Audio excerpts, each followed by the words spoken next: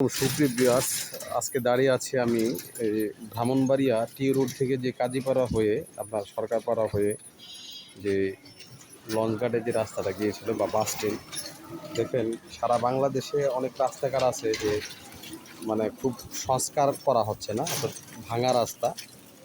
দেখেন এই রাস্তাটা ভাঙা, তারপরে আবার বৃষ্টি হলে চারদিকে পানি থই থই করে, যার কারণে আপনার অনেক সময় অ্যাক্সিডেন্ট হয়।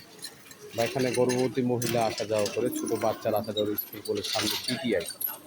তো এই রাস্তাটা বৃষ্টি হলে যেমন পানি থই থই করে সমস্যা, খালাখন্দন এই কাটা রাস্তা বা এই গর্তর কারণে মানুষের আসা যাওয়া প্রবলেম হচ্ছে। বা তো সারা বাংলাদেশে আগস্ট মাসে 502 জন দুর্ঘটনা বা অ্যাক্সিডেন্টে মৃত্যুবরণ করেছে। তার কারণ হলো অদক্ষ ড্রাইভার বা আপনার এই খালা খননের কারণে অনেক সময় আপনার অ্যাক্সিডেন্ট হয়ে থাকে। তো আমরা এই রাস্তাটা আমরা দেখাচ্ছি যে খুব প্রবলেম, ভাঙা রাস্তা, বৃষ্টি তার ফলে আপনার সমস্যা হয়ে যায়। তো এই রাস্তাটা যখন বৃষ্টি হয় সারাটা রাস্তাই পানি তলিয়ে যায়, কিন্তু যখন অটো বা বিভিন্ন গাড়ি আসা যাওয়া করে তখন এই জায়গাটা প্রবলেম হয়ে যায়।